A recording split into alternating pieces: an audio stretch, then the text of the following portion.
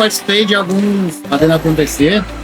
e eu acho uma experiência fantástica, porque é um momento que a gente desconecta um pouco, né, da rotina do dia a dia na usina e nos conectamos com a sociedade,